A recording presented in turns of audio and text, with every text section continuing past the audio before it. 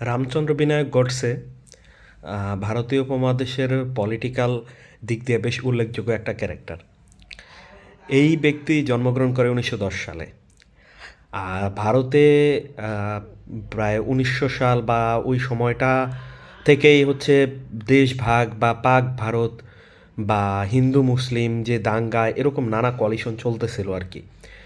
কেউ কেউ চাচ্ছিল দেশটা ভাগ হোক, কেউ কেউ চাচ্ছিল দেশটা ভাগ না হোক। এখানে কিছু ফ্যাক্ট আছে। হিন্দু এই শব্দটা কিন্তু কোনো রিলিজিয়নের নাম না।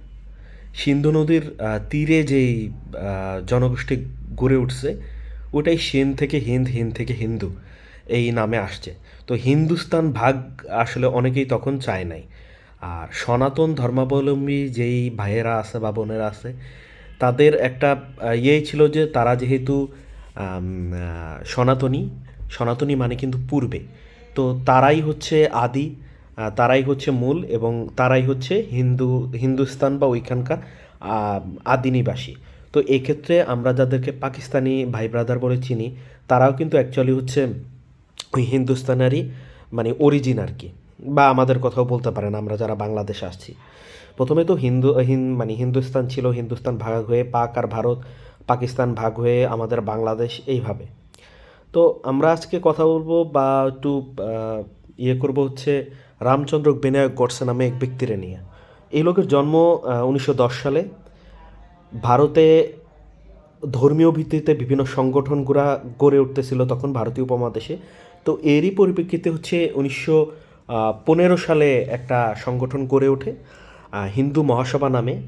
এটা KB হেডেরওয়াল নামে এক ডাক্তার তৈরি করে ক্যালকাটা মেডিকেল কলেজের। আর 1925 সালে হচ্ছে রাষ্ট্রীয় সেবা সংঘক সংস্থা নামে একটা প্রতিষ্ঠান গড়ে ওঠে। সবচেয়ে মজার ব্যাপার হলো এটাই আজকের RSS। এই RSS হচ্ছে বর্তমান ভারতে যেই নরেন্দ্র মোদী আছেন, বিজেপি, বিজেপির আর কি কি বলবেন, মাদার সংগঠন তো বলা যাবে না ওনার জন্য, ফাদার সংগঠন বলতে পারেন। কেন এটা বলতেছি, ওনাদের বেসটা হচ্ছে হিন্দু জাতীয়তাবাদ বা রামচন্দ্র বিনায়ক গডসে ওনা ওনা ওনার ওনাকে কট্টর হিন্দু জাতীয়তাবাদী বলে অনেকে জানে, যার আর কি ওনার ফ্যান ফলোয়ার আছে। এখন উনি বেশ ইতিহাসে বেশ আলোচিত বা সমালোচিত কী কারণে? মহাত্মা গান্ধী হচ্ছে ভারতীয় উপমহাদেশের বেশ অবিসংবাদিত নেতা বলা যায়। উনি অহিংসার রাজনীতি বা হচ্ছে অহিংসার আন্দোলনের জন্য বেশ বিখ্যাত। তো এই কারণে অহিংসার জন্যই হচ্ছে উনি যেমন আলোচিত বা প্রশংসিত, তেমনি প্রত্যেকেরই আসলে পজিটিভ নেগেটিভ দুইটা সাইডই আছে। কেউই সম্পূর্ণ ভালো না বা খারাপ না। ওনার এই অহিংসার জন্যই আবার উনি আবার কিছু কিছু ক্ষেত্রে বেশ সমালোচিত। তো এই যে রামচন্দ্র বিনায়ক গডসে, উনি একটা ব্রাহ্মণ ফ্যামিলিতে জন্মগ্রহণ করে। আর ভারত জুড়েই তো হচ্ছে মনে করেন নানা ধরনের কুসংস্কার। তো ওনার হচ্ছে ওনার ফ্যামিলিতে দেখা গেল যে ওনার এর আগে 3 বোন আছে, কিন্তু ওনার 2 ভাইও এর আগে ছিল, কিন্তু ভাইয়েরা হচ্ছে কোনো কারণে মারা গেছে আর কি জন্মের পরপরই। তো ওনার ফ্যামিলিতে এরকম একটা সুপারস্টিশন বা কুসংস্কার হয়ে যায়, এই ফ্যামিলির কোনো পুত্র সন্তান জন্মগ্রহণ করলেই মারা যায়। এই কারণে এই রামচন্দ্র বিনায়ক গডসেকে প্রায় 3 থেকে 4 বছর পর্যন্ত একদম মেয়েদের মতোই হচ্ছে বড় করা হয়। ওনার কানেও হচ্ছে কান ফুটা করে দেওয়া হয়, নাকে নথ পরানো হয় এরকমভাবে। অ্যাকচুয়ালি ওই জায়গা থেকেই তার নাম রামচন্দ্র বিনায়ক গডসে বা নাথুরাম বা নথুরাম গডসে চলে আসে। তো যাই হোক, দেশ ভাগের আগেই মানে ধরেন 1947-এ দেশ ভাগ হয়, পাকিস্তান ভারত হয়। 40 সাল থেকেই হচ্ছে নথুরাম গডসে ওনারা কিন্তু 1915 এবং 25 সালে যেই দুইটা সংগঠন তৈরি হয়, যে মানে কট্টর হিন্দুত্ববাদী দুইটা সংগঠন, হিন্দু মহাসভা আর আরেকটা হচ্ছে RSS-এর মানে সদস্য হয়ে যায় ওনারা। তো ওনারা নানানভাবে প্ল্যান করতে থাকে যে হচ্ছে যে কোনোভাবে দেশভাগটা বন্ধ করতে হবে। তো দেশভাগ নিয়ে হচ্ছে এই পাশে মহাত্মা গান্ধী, ওই পাশে হচ্ছে আপনার মোহাম্মদ আলী জিন্না সাহেব বেশ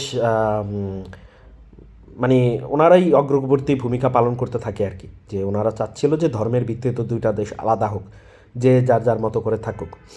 তখন এটা তারা বন্ধ করতে চাইলে এখন ওনারা হচ্ছে যে কোনোভাবে বন্ধ করতে হলে ওনাদের সাইডে হিন্দুদের হয়ে যে কথা বলতেছে মহাত্মা গান্ধী, ওনাকে হচ্ছে ওনারা বেশ কয়েকবার হচ্ছে ট্রাই করে অ্যাপ্রোচ করার যে দেশভাগ যাতে না হোক, কোনোভাবে উনি বুঝাইতে সক্ষম হয় নাই ওনাদের সংগঠন। তারপরে যেই জিনিসটা হয়, তারপরে হচ্ছে ওনারা চিন্তা করে যে যেহেতু আমরা ওনাকে বোঝাতে সক্ষম হই নাই এবং মহাত্মা গান্ধী অহিংস রাজনীতি করে এবং কোনো কিছু হইলেই কিন্তু মহাত্মা গান্ধী আমরা প্রায়ই দেখি যে উনি অনশনে নাইমা পড়তো, উনি না খেয়ে থাকতো এবং ওনার প্রচুর ফ্যান ফলোয়ার ছিল, তো ওনাকে কোনোভাবে ওইভাবে অ্যাপ্রোচ করা যায় না। তো ফার্স্ট হচ্ছে 6 জন সদস্য মিলে ইনক্লুডিং নথুরাম গডসে 1944 সালে প্রথম একবার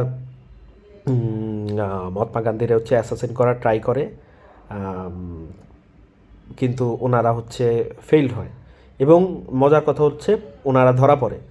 কিন্তু মানে অ্যাজ উই ডিসকাসড বিফোর যে মহাত্মা গান্ধী খুবই অহিংসা রাজনীতি করতো, ধরা পড়ার পরেও হচ্ছে উনি নথুরাম গডসেকে এবং তার দলকে ছেড়ে দেয়।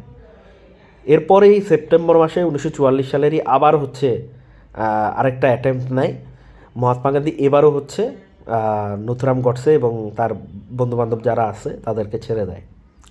তো একটা কথা আছে না, দানে দানে তিন দান। তো এর মধ্যে দিয়ে এই যে সময় চলতেছে, 47 সালে তো দেশ ভাগ হয়ে যায়। তখন উপমহাদেশের রিজার্ভ ব্যাংকে একটা রিজার্ভ ছিল হচ্ছে আপনার 150 কোটি রুপির।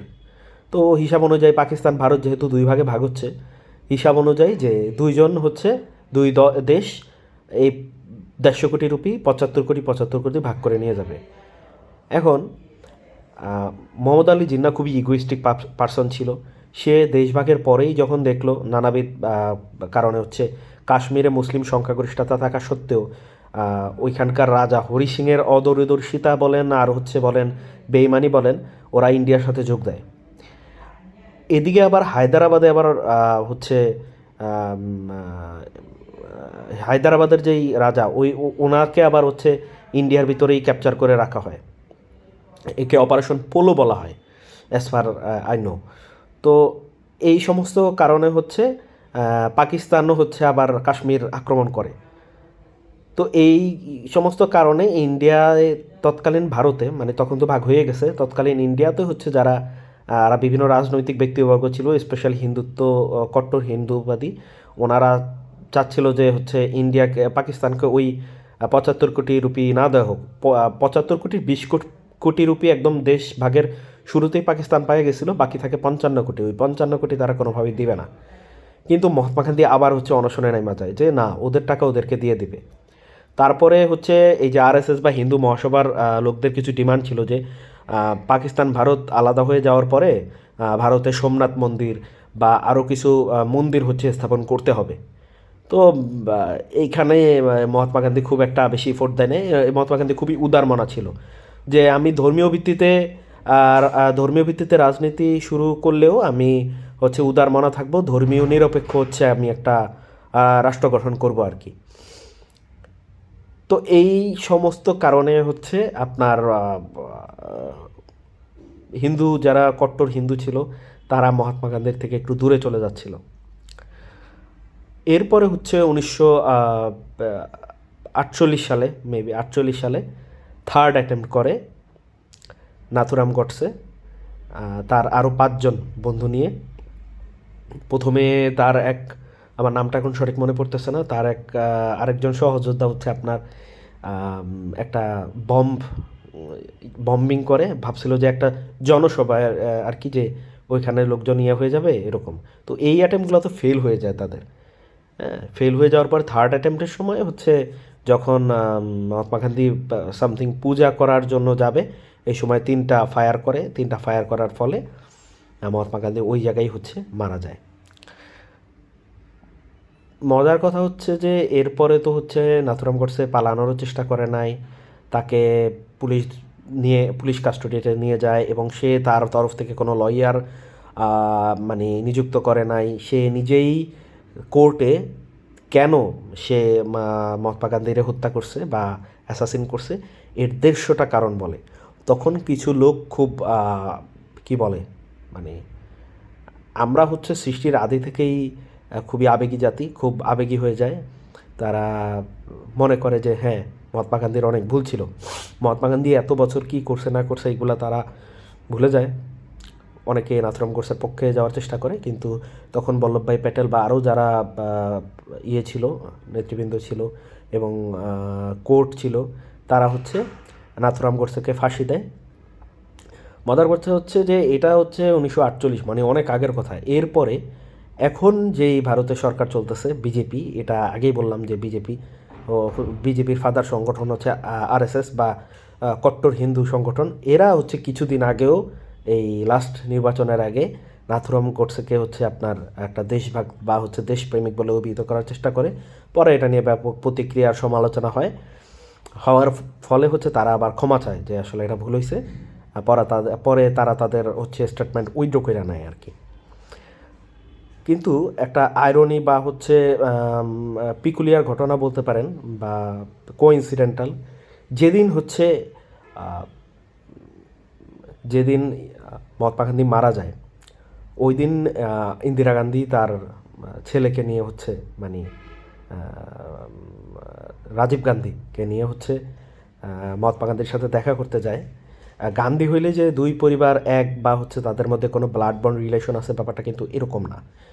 এটা হচ্ছে মানে ইন্দিরা গান্ধী বা ওরা হচ্ছে নেহরু ফ্যামিলি থেকে আসছে আর কি।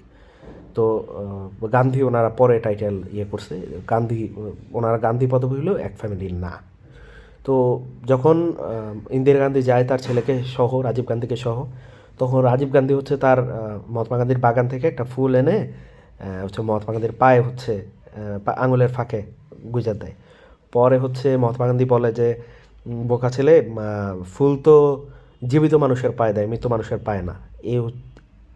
ওই দিনই হচ্ছে মহাত্মা গান্ধী মারা যায় আর কি। তো এত বছর পরে এখন অনেকে নাথুরাম গডসেকে কেউ কেউ দেশপ্রেমিক মনে করে বা হচ্ছে national hero, the man, the myth buster, something something মনে করে। এরকমই আসলে ইতিহাসে সবাই হচ্ছে কোনো না কোনো পার্সপেক্টিভ থাকে এবং সবাই হচ্ছে একটা সময় গিয়ে একই মানুষ নায়ক, একই মানুষ হিরো অথবা ভিলেন, কোনো একটা কিছু রূপ পায়। ইতিহাসে এরকম করেই চলে আসছে। কিন্তু ভারতীয় উপমহাদেশে মহাত্মা গান্ধী আমার ওপিনিয়নে অনেক ইম্পর্টেন্ট একজন ক্যারেক্টার ছিলেন। এই তো।